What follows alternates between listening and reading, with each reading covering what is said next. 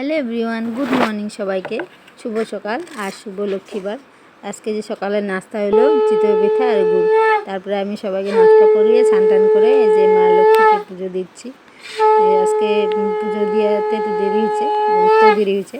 তো এখন বাজে বেলা 10:30। তারপরে তো পুজো দিয়ে হওয়া যাওয়ার পরে লক্ষ্মীকে তারপরে বাবা ভোলেনাথের এখানে পুজো দিতেছি। তো এখানে সব থাপা টাপা আগে করে রাখছিলাম, রেখা এখানে পুজো দেওয়ার রেডি করে জল ঢলে ঢেলে নিলাম। জল ঢালার পরে এই যে এখানে ঠাকুরকে প্রসাদ দিছি আজকে বাতাসা আর জল।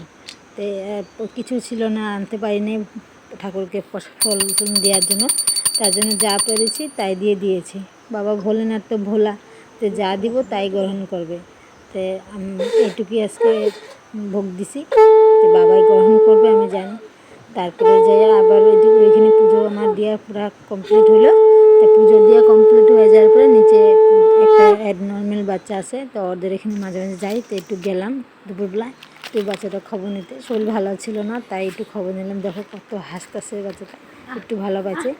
সেখান থেকে আসার পরে এই যে দুয়ার ঘর ঝাড়ু দিয়ে নিলাম। দুনিয়ার বাঁশের পাতা পড়ে, তো তাই দুই বেলা ঝাড়ু দিতে লাগে। বিকেলে এই যে ঝাড়ু দিয়ে নিলাম। এটুকু ভিডিও ছিল। টাটা।